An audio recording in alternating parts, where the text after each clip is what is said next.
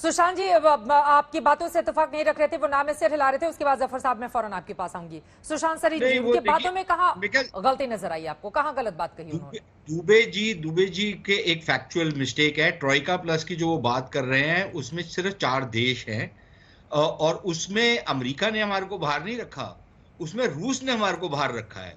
ये जो ट्रोइका वाला प्लस वाला जो अमेरिका ने, मैंने ये नहीं कहा सलीम साहब, मैंने अमेरिका ने बाहर रखा ये नहीं कहा। नहीं, उसमें हमारे को बाहर क्यों रखा गया?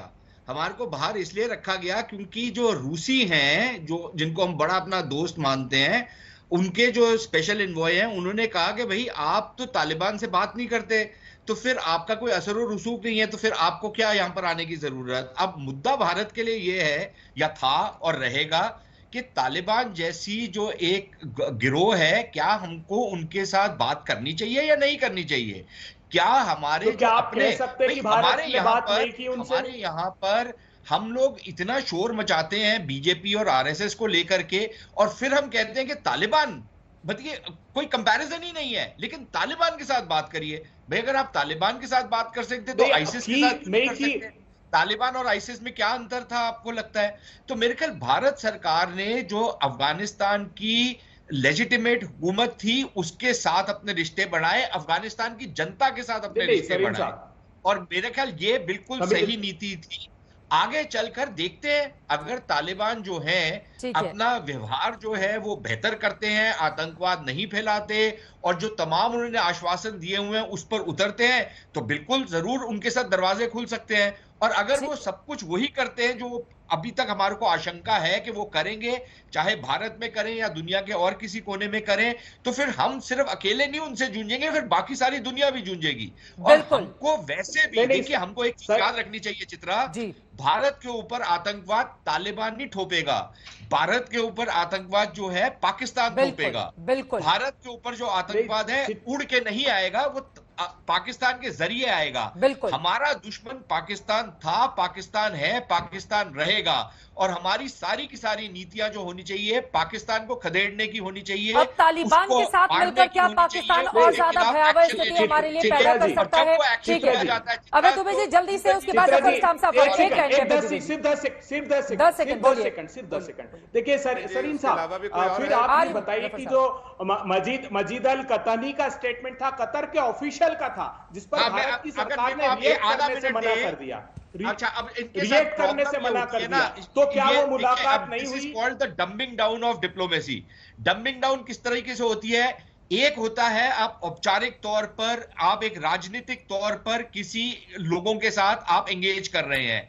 भारत सरकार ने स्पष्ट तौर पे कहा कि राजनीतिक तौर पर, यानी कि विदेश मंत्री या किसी भी उच्च अधिकारी के तौर पर कोई ये बात नहीं हुई। दूसरी चीज ये होती है कि आप एक लो लेवल पे एक लाइन ऑफ कम्युनिकेशन आप एस्टैब्लिश करते हैं, और वो तमाम लोगों के साथ करते हैं आप। तो आप दोनों की तुलना अगर आप कर रहे हैं तो आप पूरी फिर आप उसको गलत समझ रहे हैं। जिस तरीके का संपर्क साधा गया, तो जो कतरी ने बोला था, वो पूरी बात नहीं की थी, आधी बात की, और आप उसी अर्थ सत्य को लेकर के अपना फलसफा बना रहे हैं। ठीक है जफर इस्लाम साहब, मेरा सवाल यह है आपसे, देखिए अमेरिका तो जमीनी हालात को भांपने में नाकाम रहा, इसी वजह से आज इस तरह की भयावह तस्वीरें हमारे सामने आ रही हैं। लेकिन क्या हिंदुस्तान को वहां की जमीनी हकीकत का अंदाजा है? और अगर है तो भारत के पास ऑप्शन क्या क्या है? किस तरह से सरकार आगे बढ़ने वाली है? जफर साहब देखिए, पहली बात जो आज के लिए जो प्राथमिकता है और रहेगी कि अपने 383 लोग जो हैं वहां पर भारत मुल्क के, उनको वहां से इवैक्यूएट कराया जाए। आपने खुद अभी बताया जो बड़ी कामयाबी है कि हमारी जो एयरफोर्स के विमान वहां लैंड कर चुके हैं। हम सारे स्टेट ऑफ प्रिपेयर्डनेस में हैं कि उनको कैसे इवैक्यूएट करें, सारी चीजें तैयार हैं। जल्दी ये अच्छी खबर आएगी कि वहां से सारे भारतीय मूल के लोग को निकाला जा चुका है, सिख हो, हिंदू हो, जो माइनॉरिटीज में उन सबको निकाला जा चुका है। दूसरी बात जो बैक चैनल, ये सब जो बातें भी है, ये कहीं ना कहीं जो हिंदुस्तान की जो कूटनीति रही है, बैक चैनल डिप्लोमेसी हर वक्त काम करती है, ऐसे हालात में भी काम करती है। उस बैक चैनल डिप्लोमेसी का नतीजा है कि आज हम इस नतीजे पर पहुंचे हैं कि हम कंफर्टेबली कह रहे हैं कि हम निकाल पाएंगे सब सारे भारतीय मुल्क को। दूसरी तरफ अगर आप देखिए कि उनके जो स्पोक्स पर्सन है तालिबान के, उन्होंने भी वहां के लोकल मीडिया को कहा है कि भारतीय मुल्क के किसी लोगों को किसी तरह के हताहत नहीं होगी, और साथ साथ जो एम्बेसी को टारगेट नहीं किया जाएगा।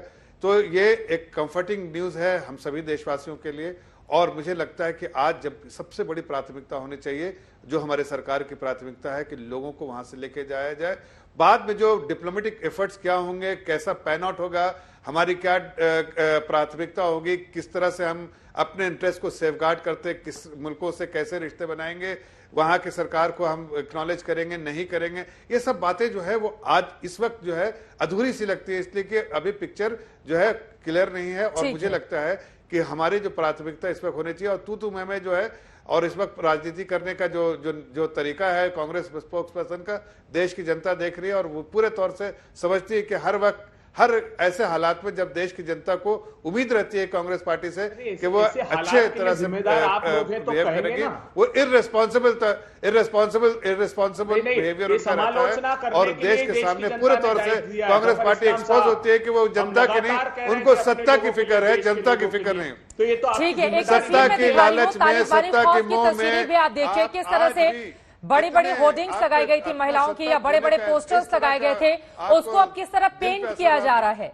आप जरा सोचिए, एक मुल्क में गुलामी मानसिकता का दौर किस तरह से लौट आया है, और यकीनन ये तस्वीरें तालिबान की वजह से जो पैदा की गई हैं। अफगानिस्तान के भीतर ब्यूटी पार्लर की दीवार पर पेंटिंग की जा रही है ताकि वहां पर चेहरा दिखाई ना दे महिलाओं का। महिलाओं के साथ बर्बरता की तस्वीरें खौफजदा करती हैं, और यकीनन हिंदुस्तान में अभी जो अफगानी महिलाएं रह रही हैं, जिन लोगों से भी बातचीत कीजिए वो डरी सहमी हुई दिखाई देती हैं और अपने लोगों की चिंता करते हुए।